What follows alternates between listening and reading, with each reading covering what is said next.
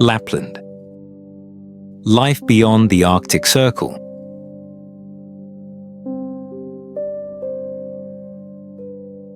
Lapland, the northernmost region of Europe, stretching across the Arctic Circle. Lapland covers nearly 400,000 square kilometers. Larger than Germany. Spanning 4 countries: Norway, Sweden, Finland, Russia. For most of the world, it's Santa Claus and reindeer. A Christmas postcard. Snow and nothing else. But in reality, it is far more than that.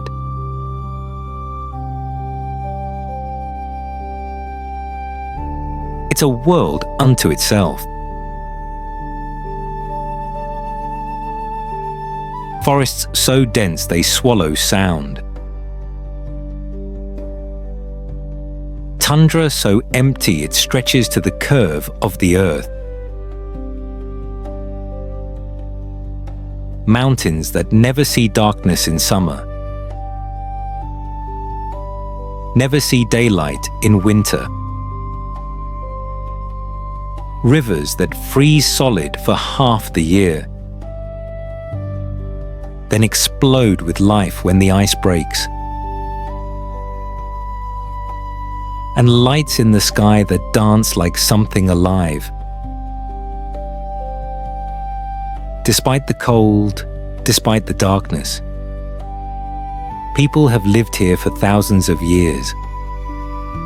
Indigenous herders. Nomads following reindeer across borders that mean nothing to animals. But also towns, cities even. Built where winter temperatures plunge to -40.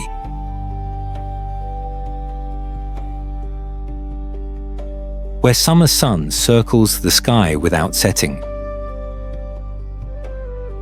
The largest of them is Rovaniemi, capital of Finnish Lapland, gateway to the Arctic.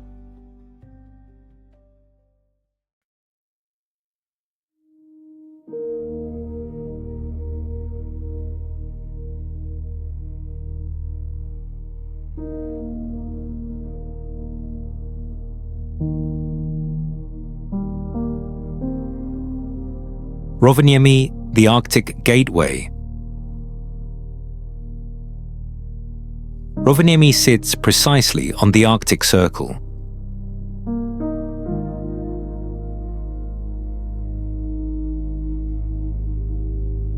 The line beyond which the sun doesn't rise in winter, doesn't set in summer. The city was destroyed completely in World War II. Burned by retreating German forces in 1944.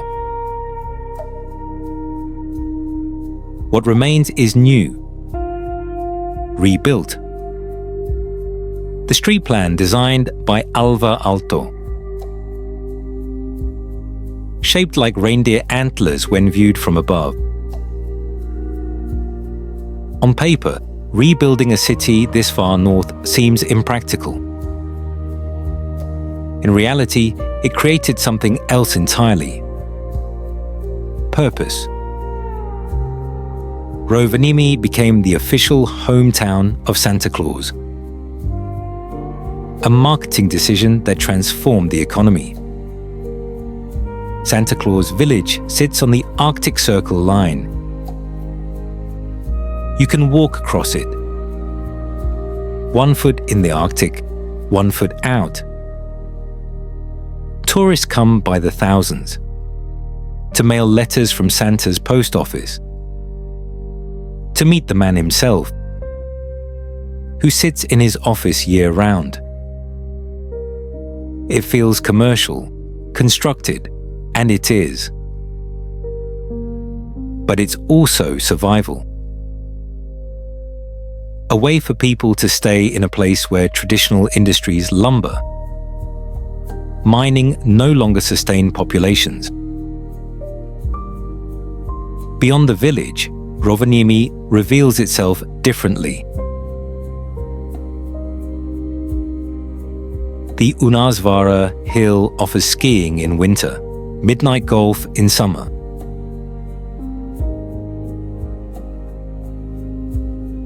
The Arcticum Museum documents Arctic life, science, indigenous culture.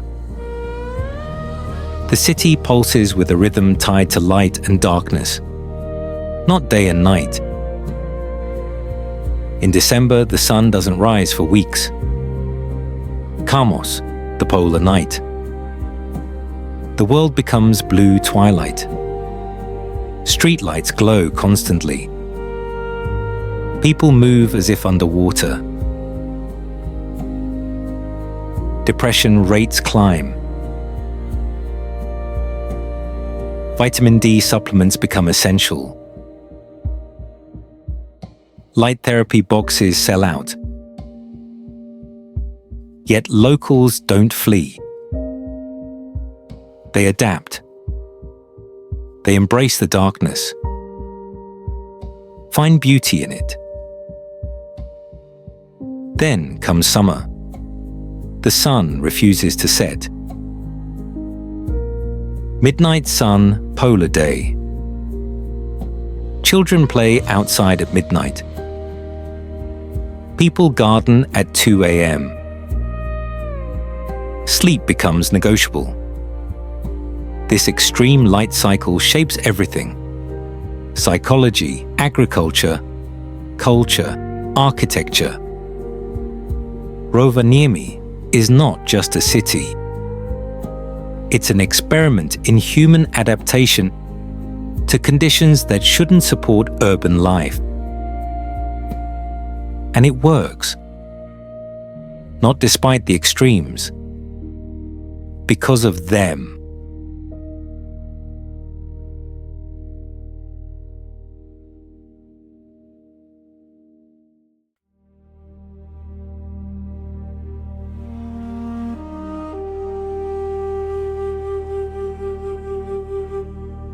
Saariselkä, the fell country. 40 kilometers south of Inari, the forest thins and disappears. The fell country begins, Tunturi in Finnish. Ancient mountains worn smooth by Ice Age glaciers, covered now in low shrubs and lichen. Reindeer moss spreading like pale carpet across stone. Saariselkä is the ski resort, the hotel cluster, the place where southern Finns come to feel northern. But step off the maintained trails and you're in Urho Kekkonen National Park.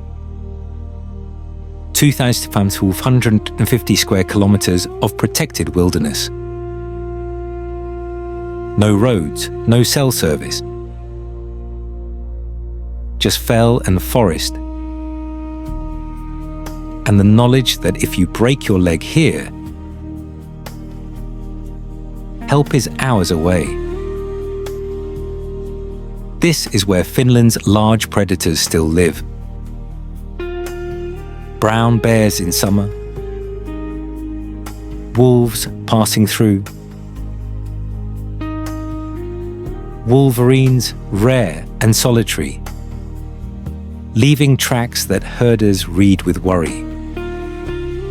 The government compensates for livestock losses, but the tension remains. Whose land is this, really? The animals were here first, then the Sami, then the Finnish state with its parks and regulations. From the top of Sodankylä Fell, the view extends 50 kilometers in every direction. No towns, no farms. Just the curve of the earth and the weight of space. This is what pulls people north. Not the Northern Lights package tours, but this. The sense of standing in a landscape that doesn't care if you exist. That was here 1,000,000 years before you, and will be here 1,000,000 years after. The wilderness huts, free, unlocked, available to any hiker, dot the park. They hold firewood, an axe, a guest book full of entries in Finnish, German, Japanese. People write about silence, about the relief of disconnection, about realizing how much noise their normal life contains. The Sami have a concept, maxi, that doesn't translate cleanly. It means wilderness, but also resource, home range, the space you know intimately and draw sustenance from. Not nature as separate from human, but nature as context, as the stage where life happens. The fell country is Mekshi. The resort is something else.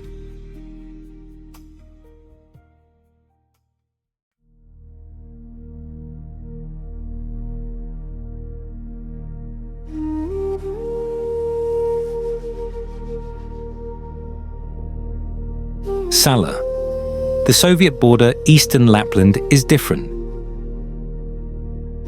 Denser forest, flatter terrain, and a border that wasn't always here. Salla, split in two by the 1944 peace treaty, lost its eastern half to the Soviet Union. The village that existed there, Salla proper, was evacuated, burned, erased. What remains on the Finnish side is a reconstruction. A placeholder with the same name. The Russian border runs 830 kilometers through Lapland. It's quiet, monitored, closed. During the Cold War, this was the edge of the West. Watchtowers and patrols. The constant possibility of tension. Now it's mostly forgotten, except by those who live here, who remember when their relatives were on the other side, when the village was whole. The forest is full of remnants. Finnish defensive lines from World War II, Soviet bunkers, abandoned customs points, trees grow through concrete. Moss covers everything. The border moved, but the scars remain. Slowly being swallowed by tiger that doesn't distinguish between nations. The Sami here, Skolt Sami, were originally from the Kola Peninsula in Russia. Forced to relocate after the war, they brought their language, their Orthodox Christianity, a different herding style. They're a minority within a minority. Their language nearly extinct, spoken by fewer than 300 people. The Finnish state tries to preserve it.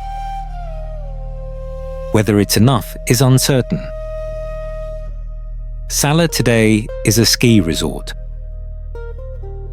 a border curiosity, a place that tourists pass through on their way to somewhere else. The locals live with the knowledge that their history is divided, that the old village centre is now on the other side, inaccessible. Some elderly people still remember the evacuation, the rush to leave before Soviet troops arrived, the loss of a homeland that's geographically close but politically unreachable.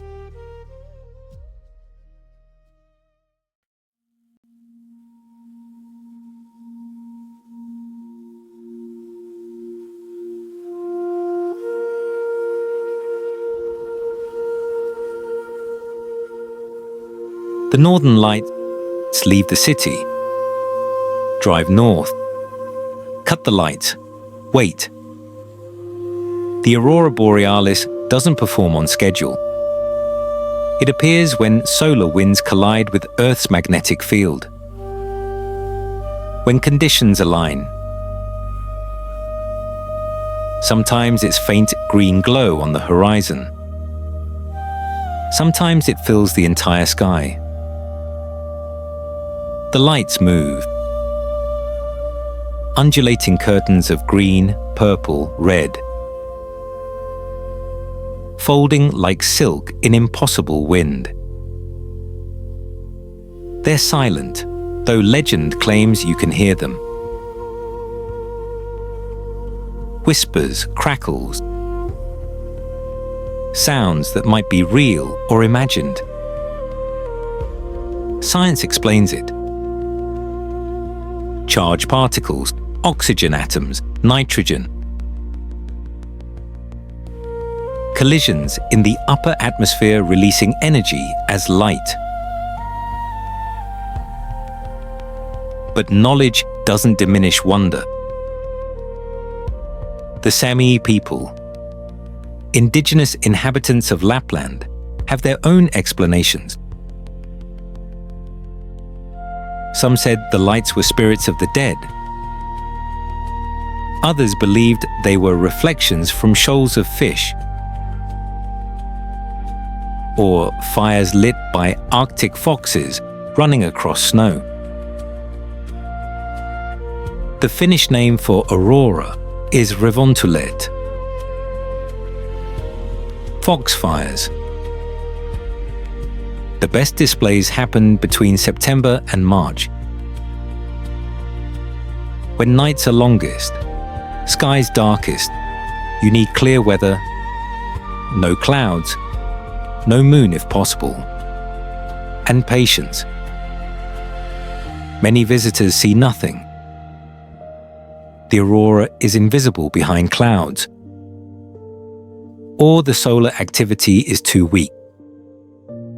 Others stand in -30 degrees for hours, watching nothing, then drive back to their hotels and see the sky explode.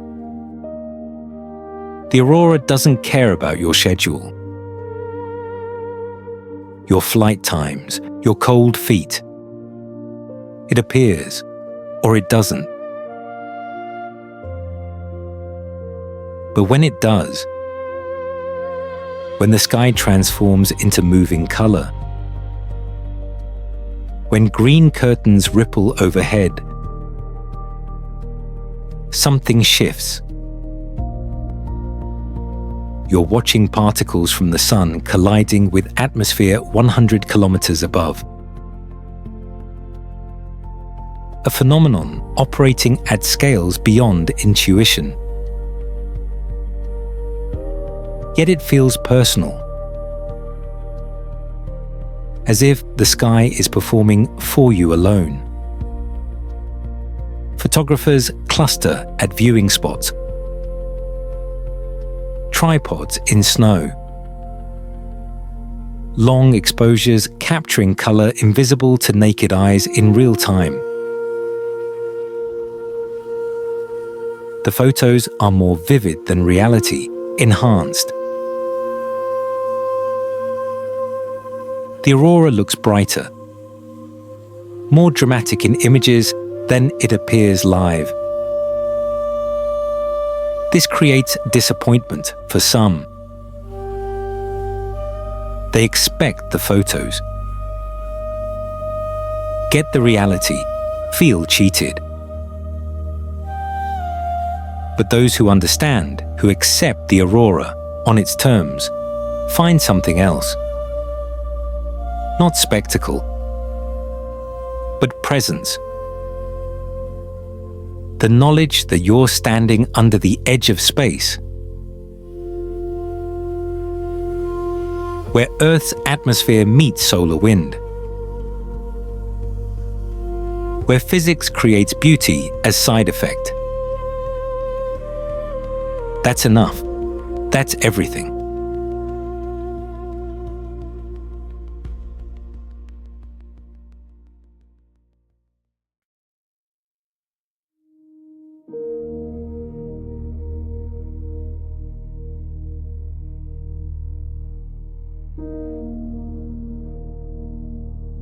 Kilpisjärvi, the three-country point at Finland's northwestern arm, where the country narrows to a sliver between Norway and Sweden, sits Kilpisjärvi, population 119, elevation 480 meters, the highest village in Finland. This is fell country at its most extreme.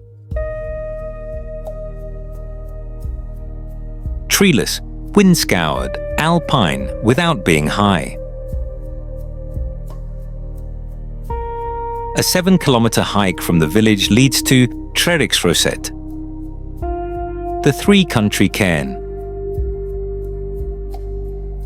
Finland, Norway and Sweden meet at a single point, marked by a yellow concrete monument. Tourists take photos standing in three countries at once, a geographic novelty. But this cairn also marks something else. The arbitrariness of division.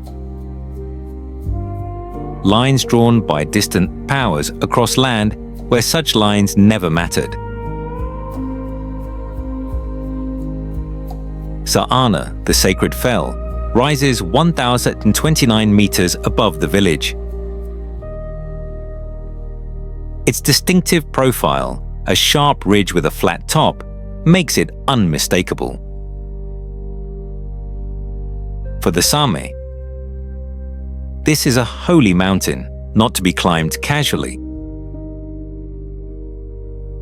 The trail to the summit exists anyway, installed by the Finnish Park Service. Every summer, hundreds climb it. The mountain says nothing. The Kilpisjärvi Biological Research Station, run by the University of Helsinki, has monitored this environment since 1964. Climate change is measurable here.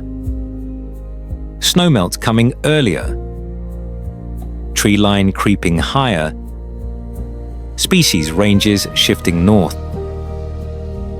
The fell country is changing faster than almost anywhere on Earth.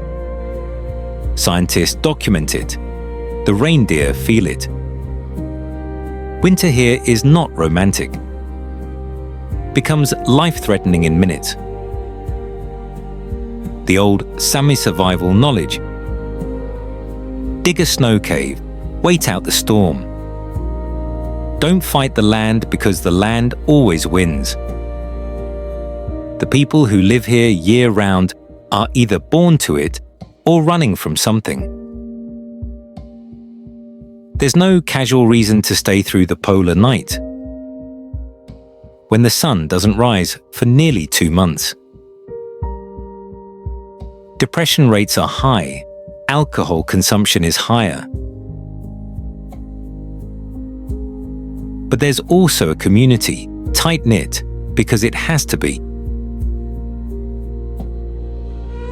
when your nearest neighbor is kilometers away and winter is 8 months long. You help each other, or you don't survive.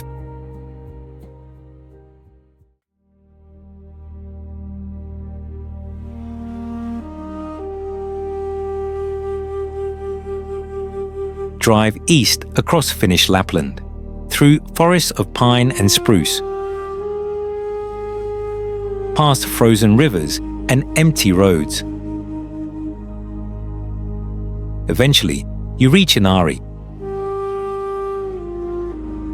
village of 7,000 people, on the shore of Finland's third largest lake.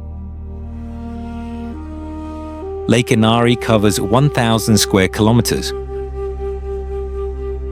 over 3,000 islands dot its surface. In winter, it's solid ice, 2 meters thick. You can drive across it. People do.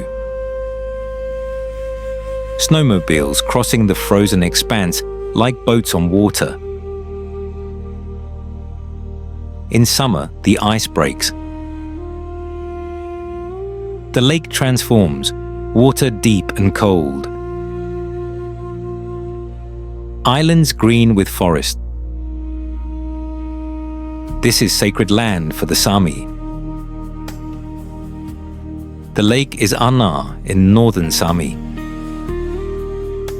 Several islands are holy sites where offerings were left for spirits. Ukko Island was particularly sacred. Fires burned there, sacrifices made, prayers spoken. Christian missionaries tried to stop these practices, sometimes violently. But the traditions ran deeper than Christianity's reach. Today, respect for sacred sites is written into law. Some islands are off limits. Others require permission to visit. The Cedar Museum in Inari documents Sami culture, not as something dead,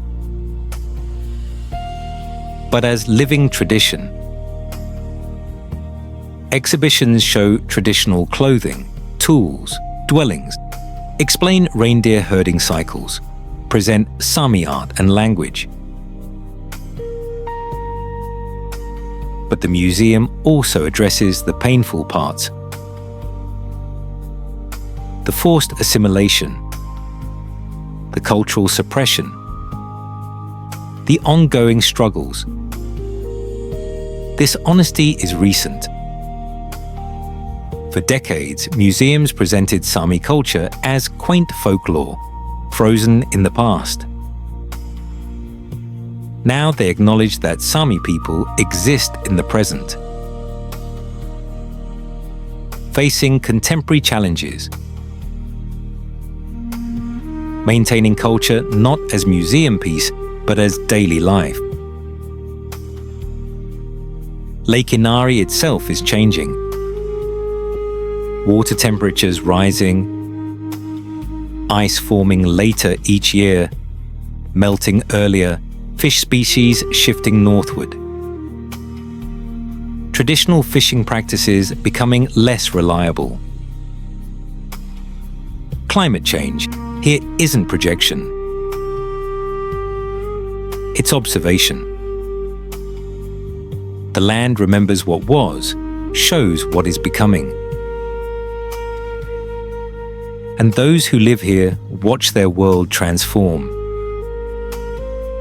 Year by year, season by season. The lake still freezes. But for how much longer?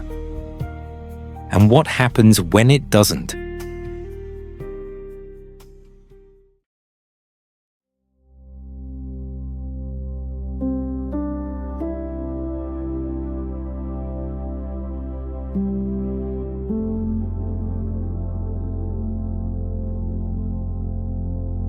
Utsjoki, the border river.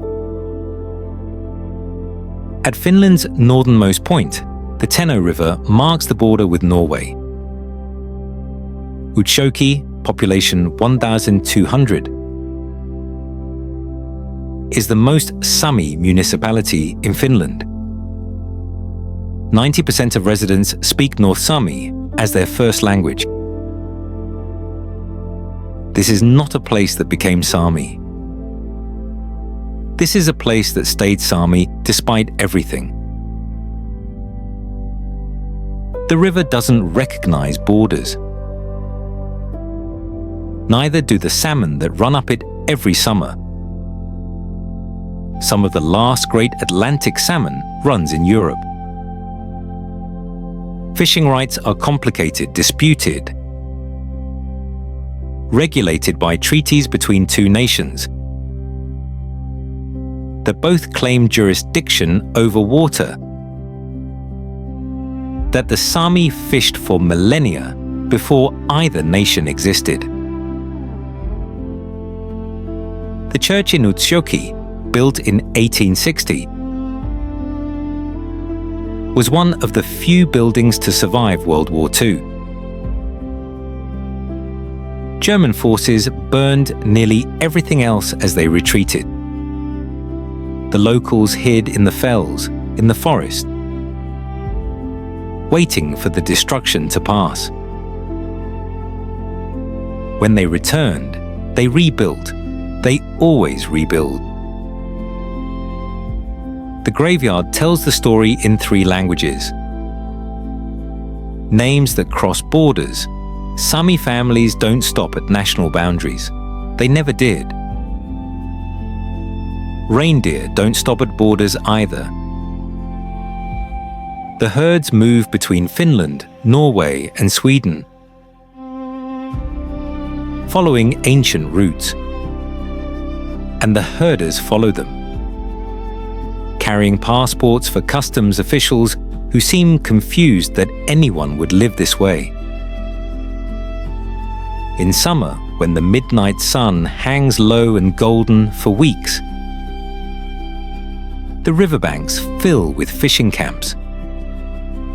Families return to the same spots they've used for generations. They smoke salmon over fires, preserve it for winter, sell it to markets down south. It's subsistence and commerce mixed. Ancient practice and modern economy trying to coexist. This far north, autumn is brief. A 2-week explosion of color before winter erases it. The birch forests turn gold, then lose their leaves, then vanish under snow. The transition is stark, absolute. You're either in the season of light or the season of darkness. The in-between barely exists.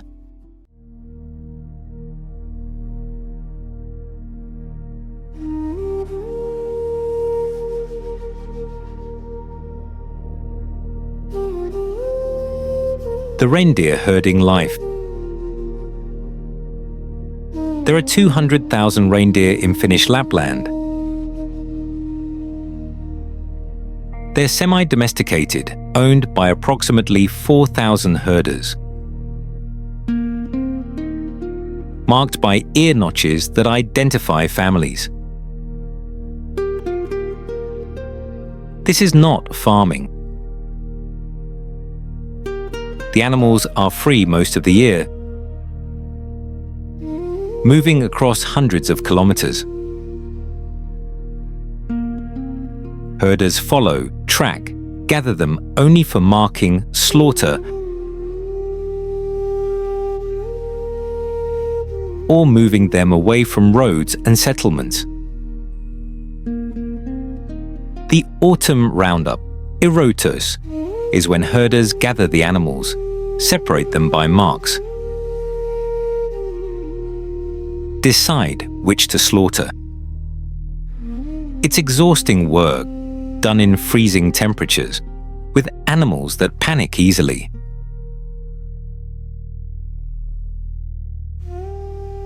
Some herders use snowmobiles now. Motorcycles, helicopters for the hardest terrain. But the knowledge required hasn't changed. Reading the land, predicting where the herd will move. Understanding reindeer behavior. The slaughter is practical. Reindeer meat is lean, healthy, the basis of local economy. Nothing is wasted. Meat, hides, antlers, sinews, all used or sold. This is not industrial meat production. This is ancient practice adapted to modern markets. Trying to survive in a world where traditional ways of life are economic liabilities. A herder speaks, translated from Sami. People think this is romantic. It's not. It's work, hard work. You lose animals to wolves, to cars on the highway, to summer heat now because the climate is changing and reindeer overheat more easily. The EU has regulations about everything. Where animals can graze, how many you can have, health inspections. My grandfather didn't deal with any of this. He just followed the herd. Now I follow the herd and fill out paperwork. Spring is when calves are born. The herds move to protected calving grounds, places known for generations.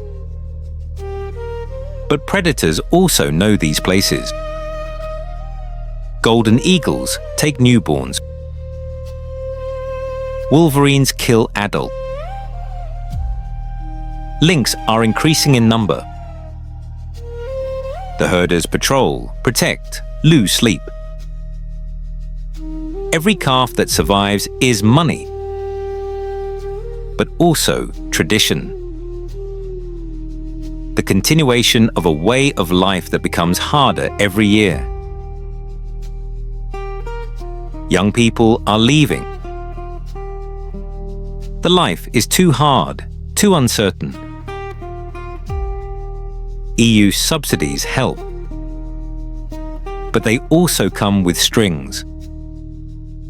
Regulations, quotas, paperwork that turns herding into bureaucracy. Some families have herded reindeer for centuries.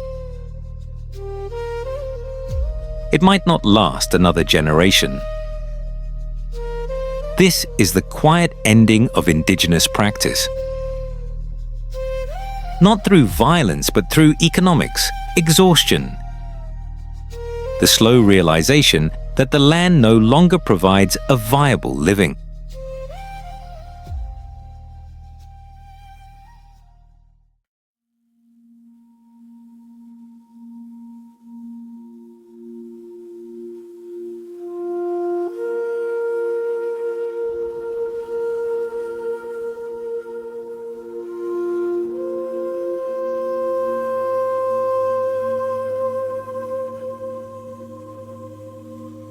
Sodankylä, the Midnight Sun Film Festival 200 kilometers south of Inari. Sodankylä sits in the geographical center of Lapland.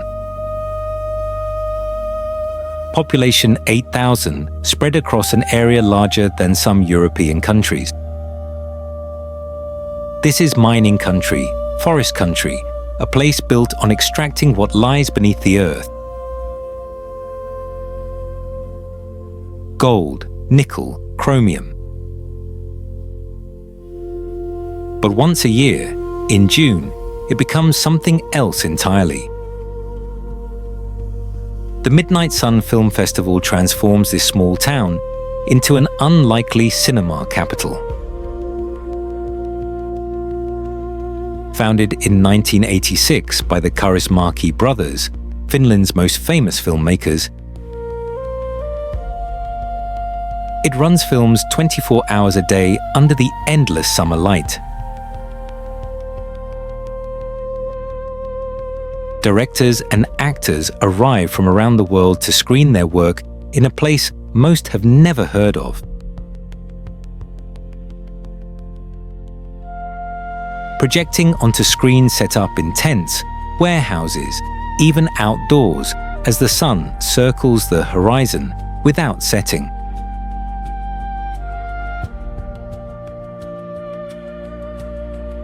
It's a strange collision.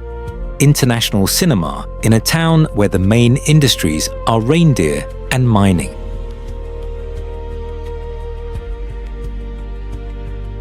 But perhaps that's the point. The festival operates on Lapland time, which means there is no real schedule, no rush. Films start when they start. Audiences wander between venues at 3 in the morning. The sky is still bright, the forest still visible in every direction. The town itself carries the weight of World War II more visibly than most. Like Rovaniemi, it was burned by retreating German forces in 1944. Unlike Rovaniemi, Sodankylä's old wooden church survived. Locals dismantled and hid it in the forest, then rebuilt it after the war ended. It stands now as it did before, the only piece of the old town that remains. Beneath the cultural events and mining operations runs another story. The forced labor camp. During the war, Soviet prisoners were held here, working in brutal conditions.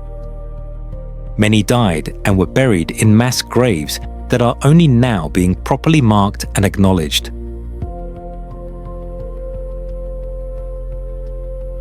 The town's history is layered.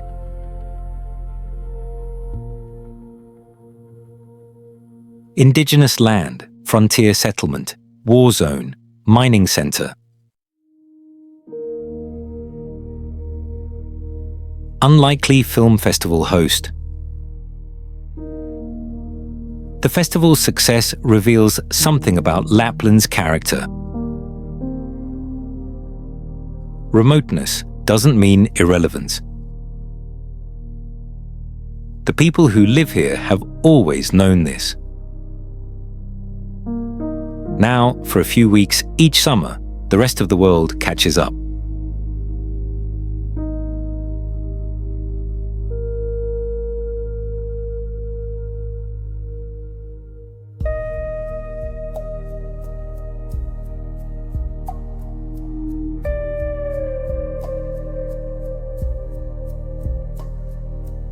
Levi, the resort economy. In the Western Fells, Levi has become Finland's largest ski resort. What was once a single fell with a few slopes is now an entire economy built on seasonal tourism.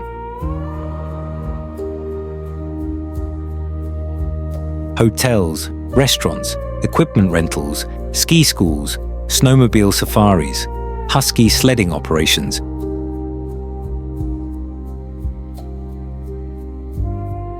In winter, the permanent population of 2,500 swells to over 20,000. The transformation is complete, efficient, profitable. This is modern Lapland's most visible face. The commercialization of the North. Levi represents what happens when wilderness becomes product. when traditional landscapes are converted into experiences that can be packaged, priced, and sold to visitors from Helsinki, London, Tokyo. The infrastructure is impressive.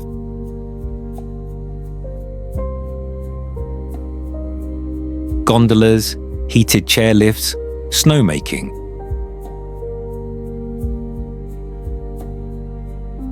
Machines that guarantee coverage even in warmer winters. Everything is designed for comfort, for the illusion of wilderness without its dangers or discomforts. The Sami relationship with Levi is complicated. Some work there: guides, instructors, cultural presenters. Others watch from a distance, seeing their homeland turned into a backdrop for tourists who will never understand it. The resort employs thousands, generates millions in revenue, supports families who might otherwise have to leave. But it also represents a deeper shift, from living with the land to profiting from it, from subsistence to service economy. The environmental impact is measurable. Ski slopes require deforestation. Hotels and restaurants produce waste. Snowmobiles compact snow in ways that affect small plant and animal species. The fell ecosystem evolved over millennia to handle reindeer herding and light human presence. Now deals with intensive year-round use.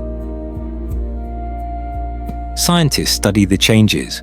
Resort operators promise sustainability. The fell, like Saana, says nothing. Yet Levi also reveals an economic truth. Traditional ways of life don't pay the bills anymore. Young people can't survive on reindeer herding alone. The resort provides jobs, keeps families in the north, prevents the depopulation that threatens rural Finland everywhere. It's a compromise, and like all compromises, it satisfies no one completely. On a Friday night in peak season, the village centre fills with people speaking a dozen languages. Wearing rented gear, drinking in bars designed to look traditionally Lappish, while serving international beer. The real Lapland is 20 minutes away in any direction. Empty, dark, indifferent. But most visitors never see it. They came for the experience they were promised. And Levi delivers exactly that. The question isn't whether this is good or bad. The question is whether it's sustainable. Economically, environmentally, culturally, and whether in another generation there will be anyone left who remembers what the fell was like before it became a resort.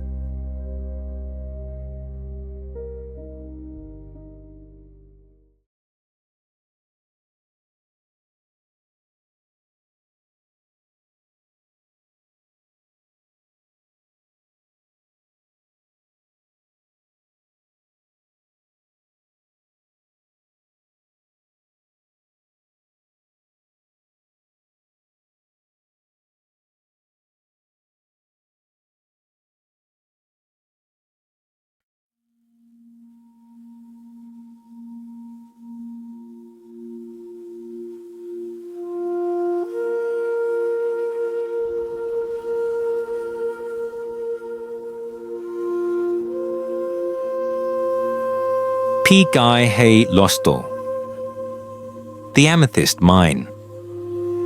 In the southern reaches of Lapland, the Piehalosto National Park preserves some of the oldest forests in Finland. Ancient pines twisted by centuries of Arctic wind. Their roots gripping bedrock that's among the oldest exposed stone on Earth. But beneath the surface lies something else. Amethyst, the purple quartz that forms in volcanic rock, crystallized over millions of years. The Lampivaara amethyst mine sits at 550 meters elevation, accessible only by a steep hike or a cable car that carries tourists up the fell in summer. This is the only amethyst mine in Europe open to the public. A working site where visitors can dig for stones and keep what they find. It sounds like a tourist gimmick, and in some ways it is. But it also reveals something essential about Lapland. The land is rich in ways that don't always show on the surface. The amethyst formed 2,000 million years ago, when this region was volcanically active. When tectonic forces pushed molten rock through cracks in the ancient bedrock. The stones here are small, rarely gem quality.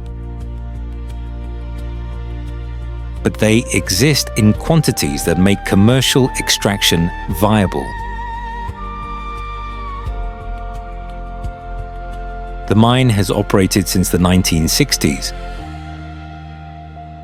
supplying jewelry makers, collectors, and tourists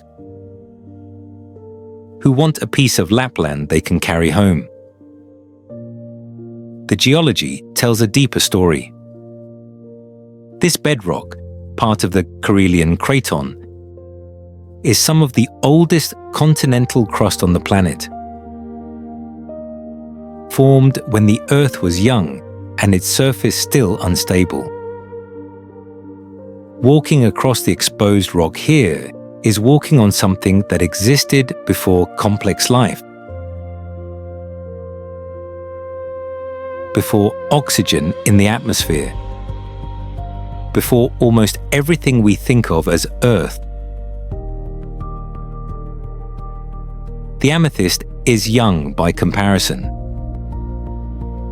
Only 2 billion years old. The Sami knew about these stones. They used them in traditional crafts, embedded them in ceremonial objects, recognized their value long before commercial mining began. But they also understood something that modern mining tends to forget. Taking from the land requires giving back. Maintaining balance, understanding that extraction has limits. The mine is small scale, carefully managed, more about experience than industrial production.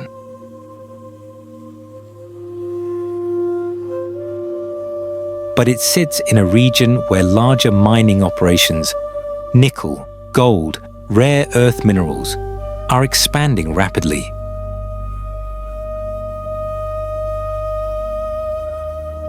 Lapland's bedrock contains resources that modern technology needs. Materials for batteries, electronics, renewable energy infrastructure.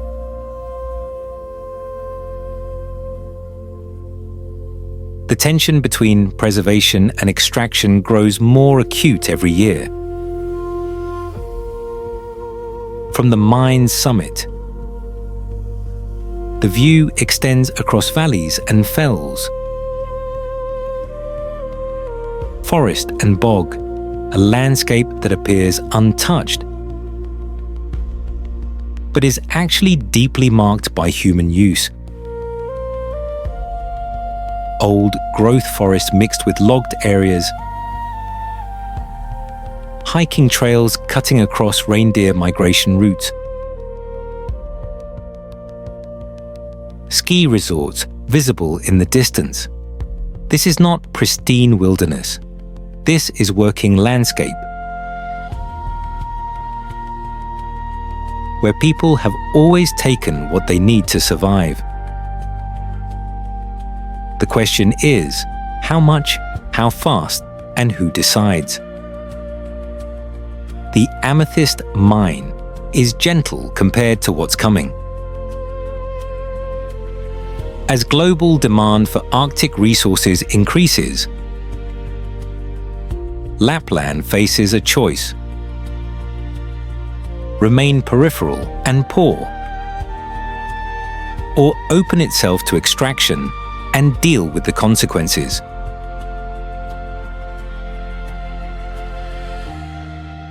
The communities here understand this isn't really a choice at all. They've been dealing with the consequences for generations already.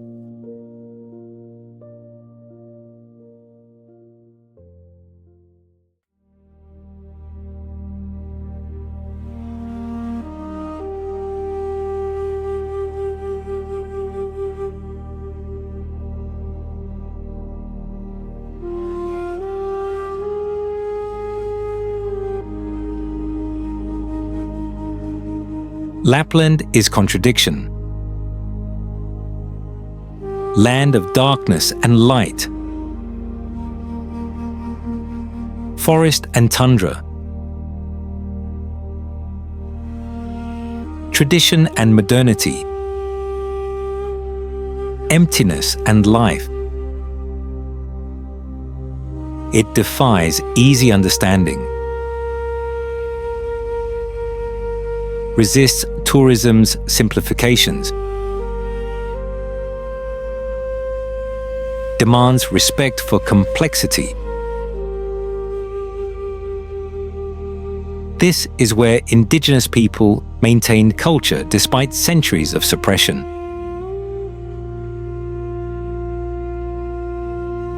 Where reindeer herding persists in the age of GPS and helicopters. Where cities exist beyond the Arctic Circle. Where people thrive in conditions that seem uninhabitable. The landscapes witnessed are not scenic backdrops. They're active forces shaping life.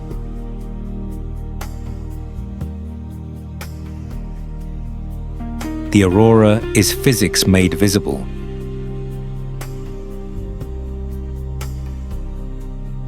Lake Inari is climate change, documented in ice thickness.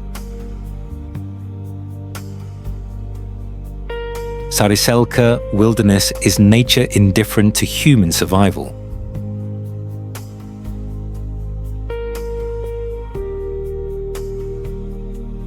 The people, from Sami herders to city dwellers, demonstrate adaptation to extremes. They live with darkness that lasts months, light that never ends, cold that kills the unprepared. Lapland faces challenges. Climate change warming faster here than global average. Traditional lifestyles under pressure. Indigenous rights still contested. But it persists, adapts, survives. The aurora still dances.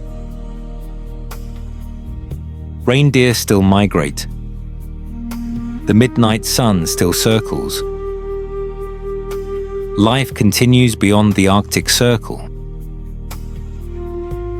Not despite the extremes, because of them.